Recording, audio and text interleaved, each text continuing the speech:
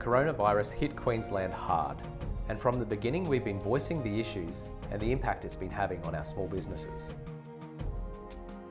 Well, it's not hard to see what coronavirus is already doing to small businesses. Walk down any street, most shops, cafes, restaurants, they're dead quiet. When you consider small business owners employ almost 5 million Australians, that is a serious problem.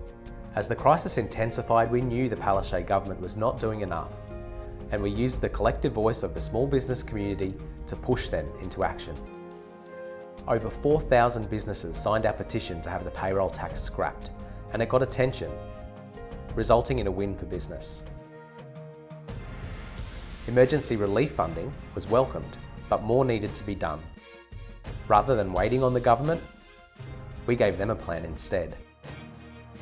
The roadmap to recovery is now starting to take shape, showing the steps out of this COVID-19 crisis. Since giving the government our roadmap to recovery, they've adopted several of our priorities. Jack Baxter with the Chamber of Commerce and Industry Queensland. So the latest announcement of $100 million for an extension of those $10,000 grants is welcome news for the small business community. And we've continued fighting for Queensland's economic revival. What's your message to the Premier? We're at a bit of a tipping point. Queensland businesses are getting frustrated. They really want to see the government reassessing the restrictions, easing some of those restrictions a bit earlier where we can, so that we can get Queensland moving again. We've pushed the government to be agile, asking them to open up interstate travel earlier than they planned. The Chamber of Commerce estimates it's costing the Queensland economy $17 million a day to keep the borders shut.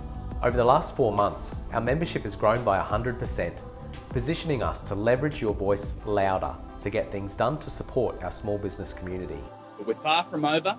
We still have to rebuild, we still have to revive, and we still have to reform to make it easier to run a business in Queensland. There's still a lot of work to do, and we're not done yet.